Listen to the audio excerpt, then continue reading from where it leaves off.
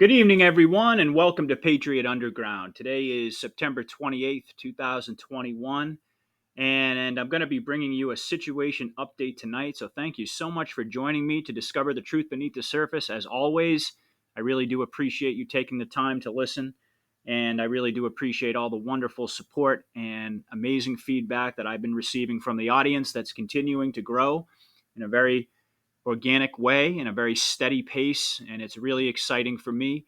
It's the greatest honor of my life, to be honest with you.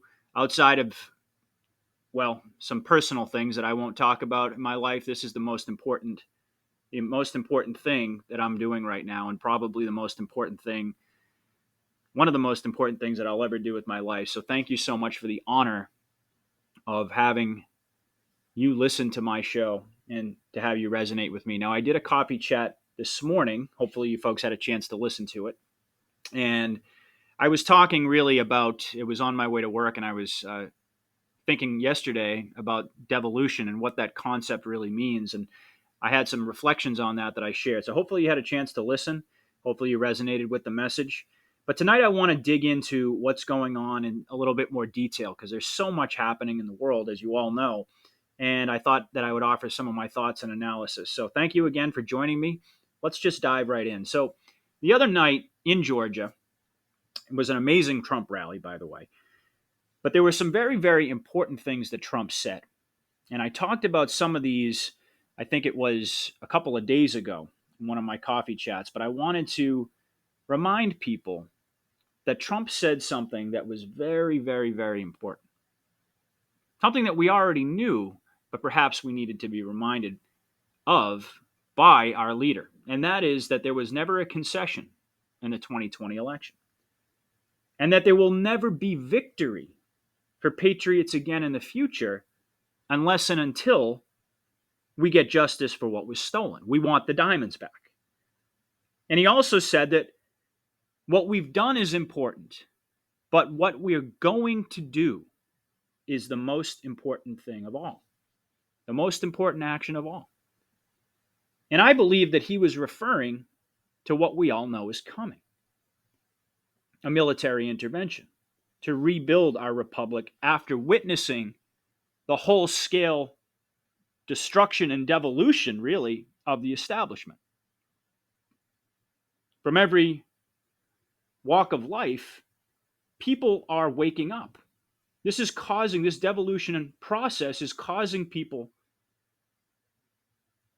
doesn't matter what their background is, doesn't matter what their education level is, from every walk of life, people are discovering their courage to not only acknowledge the truth, but to speak the truth and to fight for freedom because our backs are against the wall.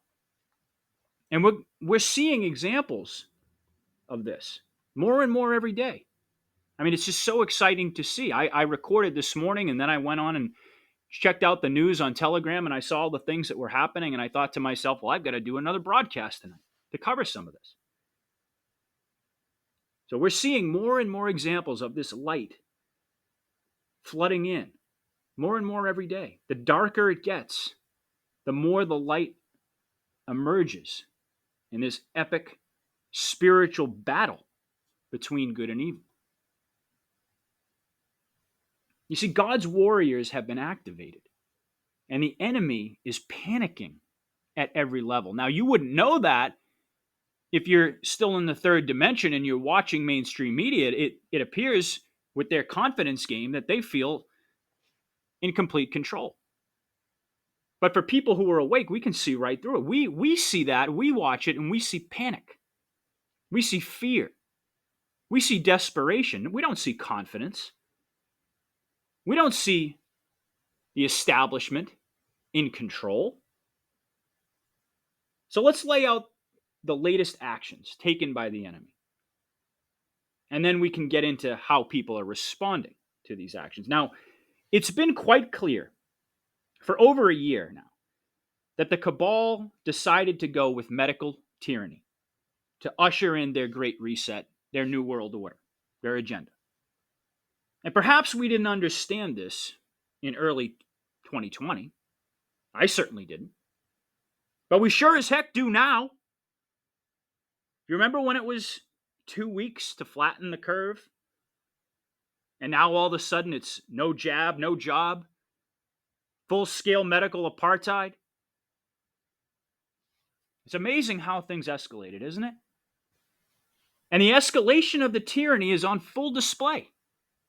We have the CEO, and I posted a video of this on my Telegram. The CEO of Pfizer coming out and announcing when and how and under what conditions we can return to our normal lives and have some semblance of freedom, as if it's up to him to decide. But you see, that's the attitude of these people. They actually believe that it is their right to rule us. They actually believe that it is up to them to decide whether we live, whether we die, whether we can get food, whether we can't, whether we can work, whether we can't, whether we go into a camp or whether we don't. And it's all based upon whether or not we toe their line. How obedient can we be as little slaves in order to get our freedom back? I mean, it's just so absurd on its face. The fact that more people don't see it, it really kind of boggles the mind. And I mean, the terms, by the way, this is the best part. He says that the terms are that we'll have to get annual jabs in order to live a normal life and to get our so-called freedom back. Remember where we started, folks. Again, it was 2 weeks to flatten the curve. Everybody take a couple of weeks off from work, spend some time with your family. We'll flatten the curve. Everything will be fine. Life will return back to normal. And now look at where we are. And so if you're wondering where we're going, remember where we've come from. They're talking about annual jabs now in order for us to even live and function in society. And, they'll start with annual, but then it'll be biannual. And then it'll be quarterly. And then it'll be monthly. And then the next thing you know, I mean, if you're still alive, it'll be every week you got to get a new shot, a new booster, a new this, a new that. And your freedom is completely gone. So now people can see through the lens of this devolution pantomime exactly what the cabal had planned for us. Forced jabs, massive depopulation agenda. Oh, and by the way, somebody defaced the Georgia Guidestones. I thought that was absolutely beautiful, writing on it that in spray paint that the elite want us dead. I mean, these are the so-called monuments that we should be tearing down.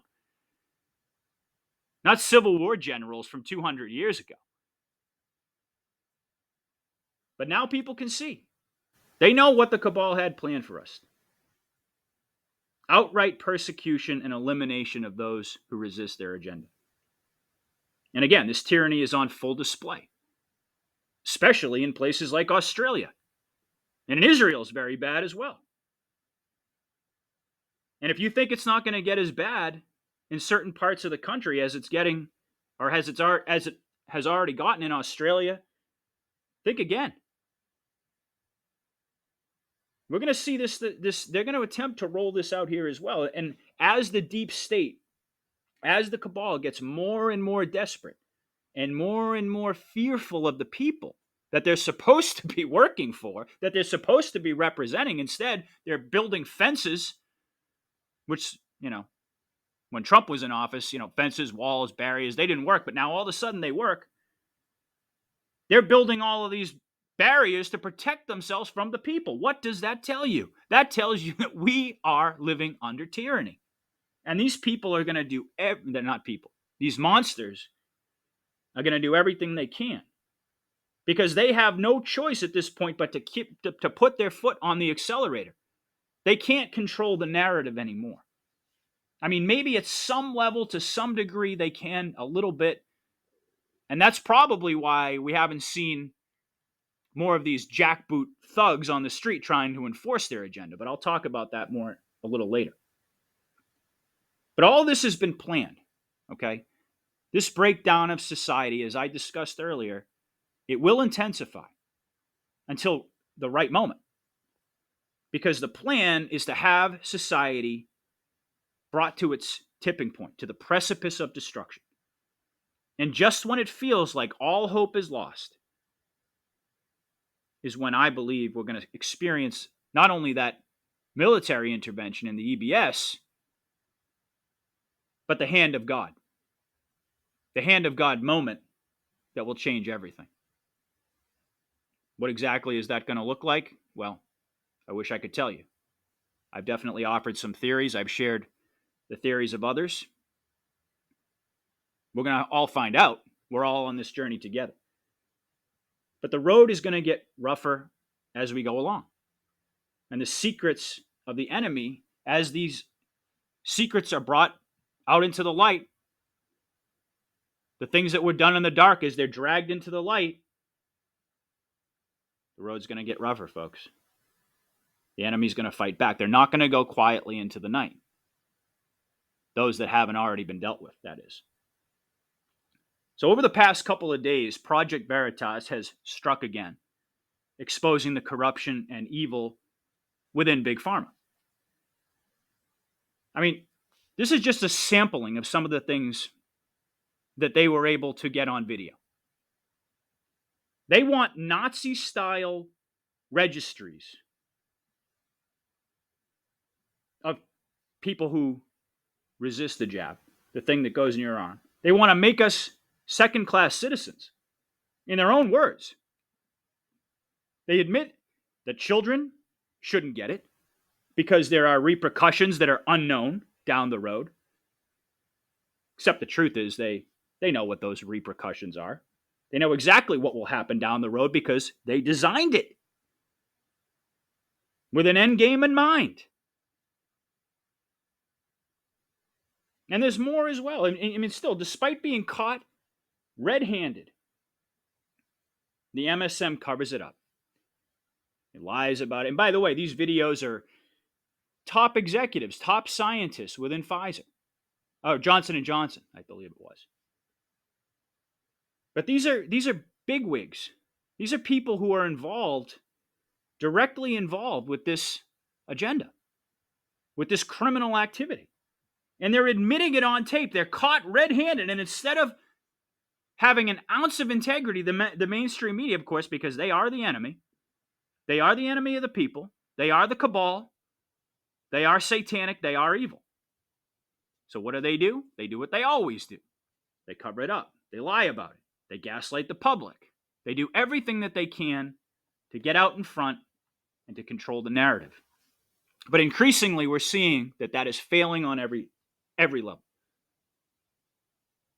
I mean, of course, if this was working, their attempts to control the narrative, if it was working, they wouldn't be panicking.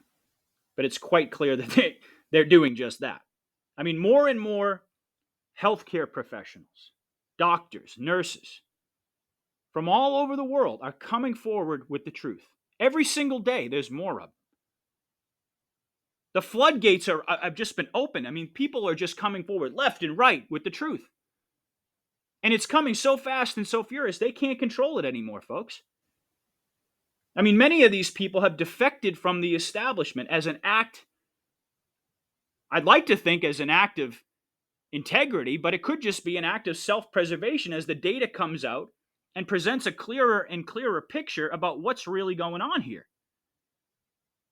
And these people don't want to have blood on their hands, and they don't want to be held responsible at Nuremberg trials, which is exactly where this is headed. Mark my words. And you've got top virologists coming out and saying that everyone that took the graphene machine poke is going to be dead in 2 years. And people who have experienced adverse reactions, people who have lost friends and family members, they're coming forward as well in droves to warn people to protect themselves from this attempted genocide. Now, it's very sobering to hear these things as we enter into this dark winter. It seems almost certain that many more people, many millions of people are going to perish. And this realization is awakening the conscience of not only ordinary citizens, but even some celebrities as well. Of course, all of this started way back. Remember when Kanye West came out in support of Trump and what they did to him?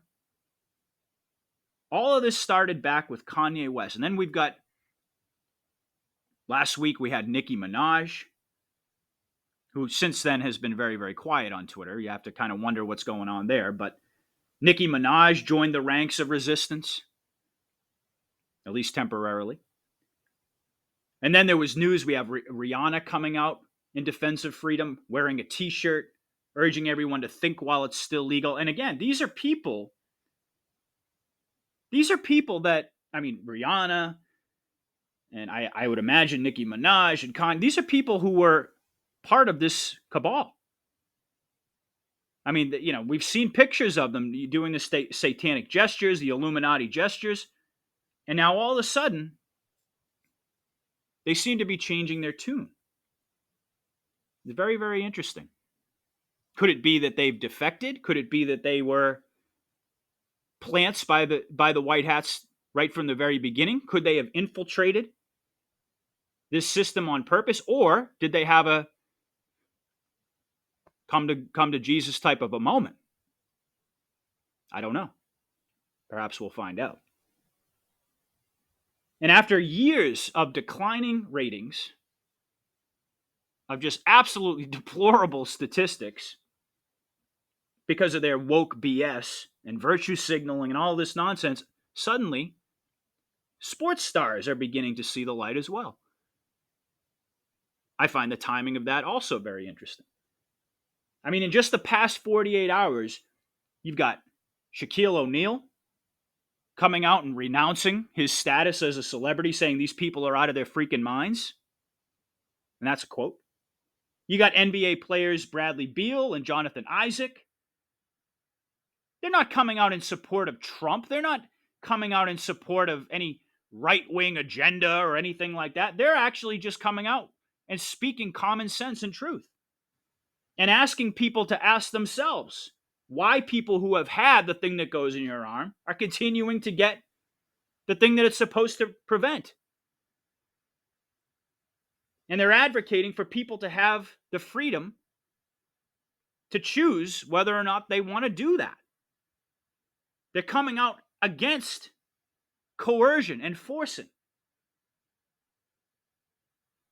And I got to tell you something. Normally, I don't pay attention to celebrities. Normally, I don't pay attention to sports stars for obvious reasons. But these people coming forward is a major bellwether, folks, in my opinion.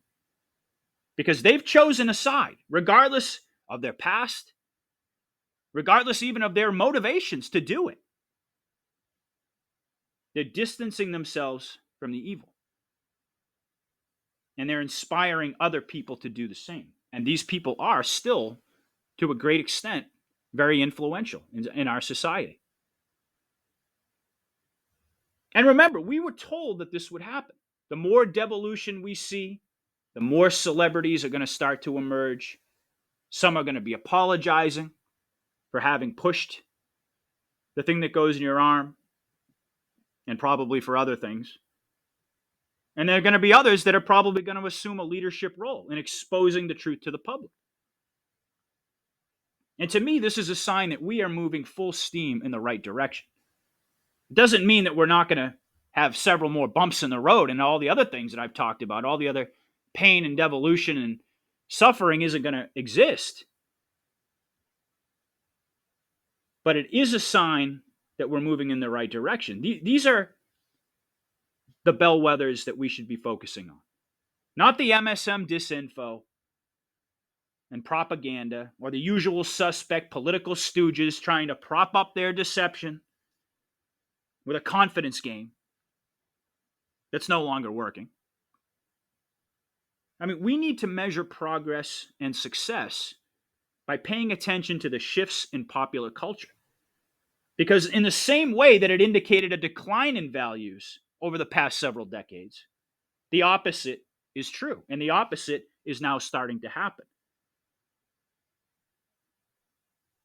There are people in the spotlight with a conscience who are going to become leaders that we can actually respect because they're standing up for freedom and truth. And it takes a lot of courage to do that. if you're a celebrity, if you're a sporting star, if you're wrapped up in this system. Let's not forget that. And it's a beautiful thing to see, and quite frankly, it's about time. But victory will be ours, folks, because victory is God's. It's not ours, it's God's. And we are his children, and he loves us with a passion that we can't even possibly comprehend, and a depth that's beyond our understanding. And I truly believe that he has activated, and is continuing to activate his sleeping army of spiritual warriors of light and patriotic hearts to rise up and to confront the enemy. It's happening. May not be happening as fast as we want it to, but it is happening. All of us are channeling the spirit of David to answer the challenge of Goliath. Insulting our God, and thereby our very souls. And 107 talked about this. He explained that when the circumstances we find ourselves in are seen in the same light as the story of David versus Goliath, it makes a very interesting parallel. Because we're not fighting Goliath according to his rules. See, the cabal keeps trying to get us to play their game. And their game is division, and it's violence against each other so that they can hide in the shadows. But it's not working anymore. And it hasn't really worked, because ultimately their plan was to already have us killing each other, to already have us engaged in a race war, a civil war, any type of war that they could engineer where we would kill ourselves, they would take it. But we didn't take the bait. And we finally discovered to focus our attention on using the light to reveal the truth. That's what this is all about. We see the American people beginning to close ranks and to identify our common enemy, just as we've seen already happen all over Europe. We've seen it happen in England. We've seen it happen in France. We've seen it happen in all these other countries, Romania, Australia. And now in America, protests are beginning, and they're heating up, and they're going to get more and more intense, I have a feeling, in the days and weeks ahead. But you've already had protests in New York, in California, in South Carolina. And I don't care if they're, I don't care how big or small they are, folks. So it's not what I'm here to talk about. I'm here to salute every single one of those people who got out there and protested. It's got to start somewhere. Even if it's 5 people on a street corner, folks, that's how it starts, because those 5 people inspire 20 other people who drive by and see them. And then the next time there's 50 people out there. And then the next time is 100, and then 1,000, and then 100,000, and then 1,000,000, and then 2,000,000.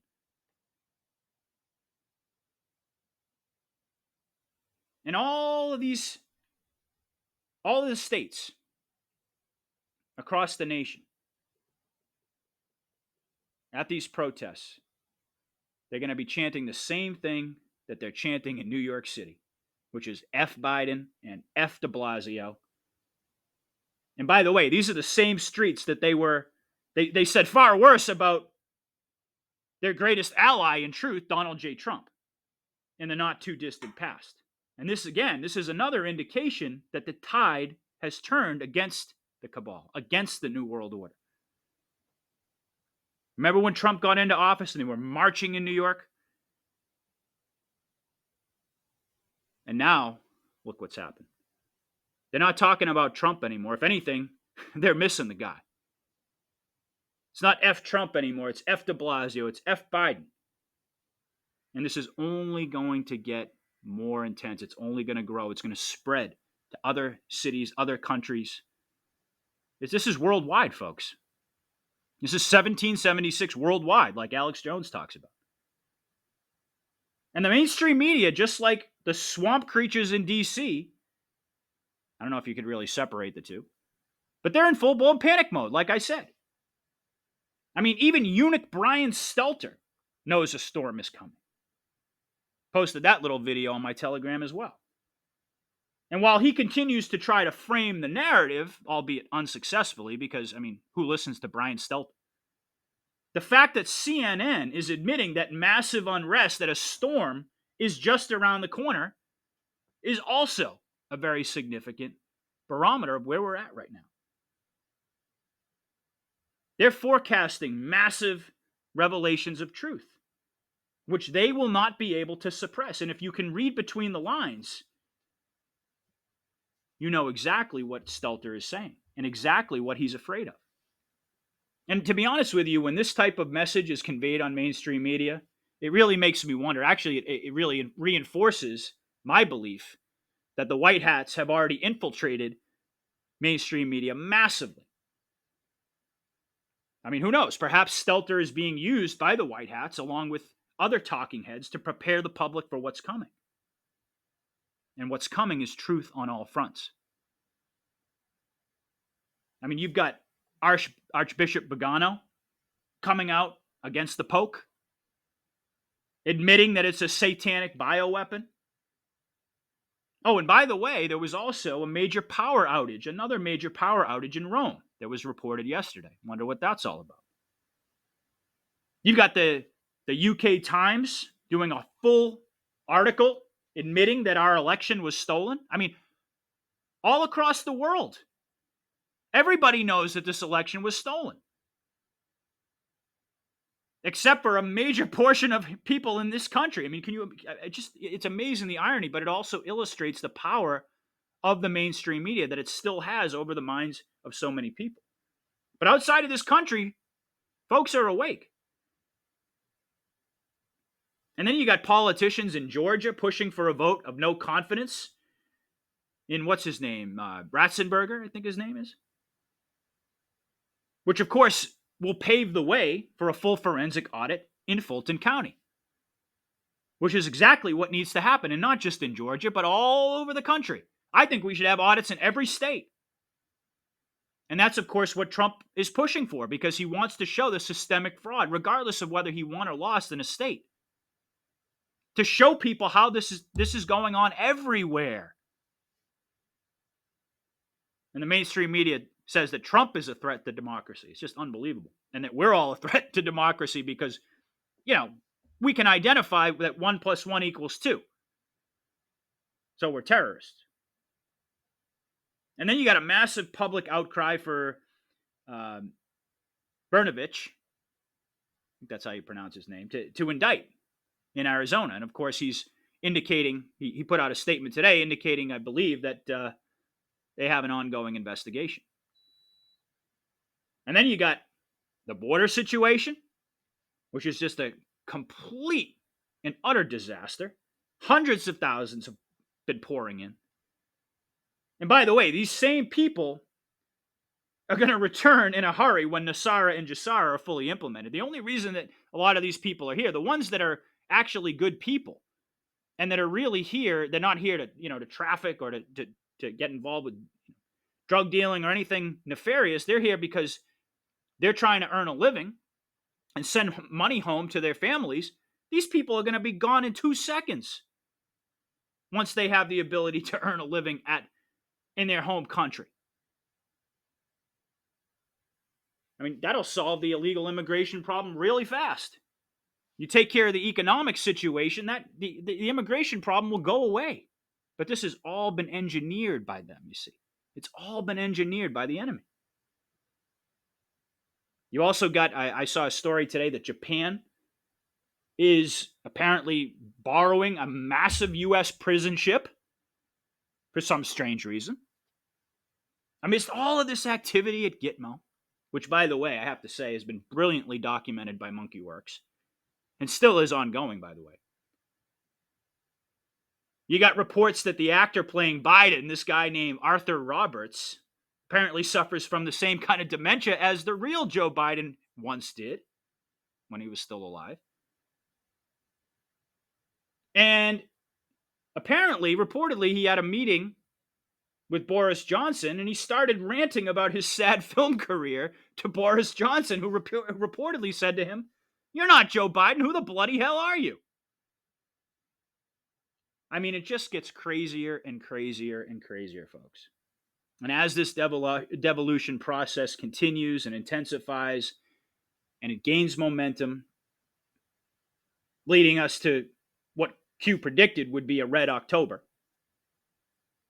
The color, of course, being symbolic of communism or a clash with Russia and China or China. Bankruptcy. There's also republicanism and perhaps even blood as well. I mean, we don't know. Although I have a feeling that the blood is not going to be ours.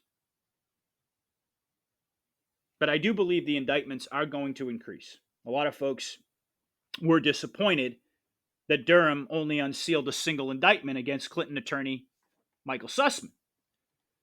But what they didn't necessarily consider, which is my belief, is that this is just the beginning of a strategy to get small fish to turn on big fish. In this criminal swamp, there is no honor among thieves. So this guy only got one charge, likely because he made a deal. And so we can expect many other high-profile heads to roll. And that the indictments, in my view, will steadily increase as more and more low-level cabal players look for deals in exchange for leniency. And in addition to all of this, the quantum financial system implementation is ramping up. As paymasters, and I explained this concept the other day, these paymasters are continuing to try to negotiate with some very wealthy individuals behind the scenes, many whom are reportedly quite greedy and are slowing down the process of the revaluation of this, that's going to be necessary before they roll out this new gold-backed currency. So that's going on. And then on the space front, we have Elon Musk tweeting out a picture of Earth taken from his SpaceX mission capsule, which reveals Solar Warden. Solar Warden and Earth Alliance spacecraft, if you zoom in, and I'm sure you've probably seen some videos of this, if you zoom in, you can see the spacecraft. So it's truly amazing to have all of this disclosure happening. All of these signals that were headed in the right direction, and yet so many are either still asleep or complain that nothing's happening, or that nothing's happening, or that things aren't happening fast enough. But the world is changing before our very eyes. And those who can see it are aware of how epic the scope of this moment really is. And they understand that the unraveling of society must accelerate as we race toward the end game, which is a new Earth, a new republic, a new beginning, perhaps even a new planet. It had to be this way. Devolution and the military was always the only way. So I challenge people in the days and the weeks ahead to reevaluate their frustration. And I have to do this as well. I always, whenever advice I give to my audience or whatever thoughts I share, I also apply to myself. And we need to reevaluate our frustration and understand that the worse things get, the more injustice that we witness, the more political disappointments we suffer through, the closer we are to resolution, to the end, to the comms blackout, to the EBS, to our new utopia, either here or on a new planet, like I mentioned a moment ago, that God has prepared for his children to thrive and to be in harmony as he created us to be. So thank you so much, folks, for listening. Hopefully you enjoyed this update. Please let me know in the comments. As always, please do anything you can to support the channel. Subscribe, hit that like button, share. Make sure you subscribe on all the different platforms I'm on. And I'll be back soon with another report, God willing. Again, thank you all for listening. God bless and Godspeed to each and every one of you. I'll be back soon. Patriot out.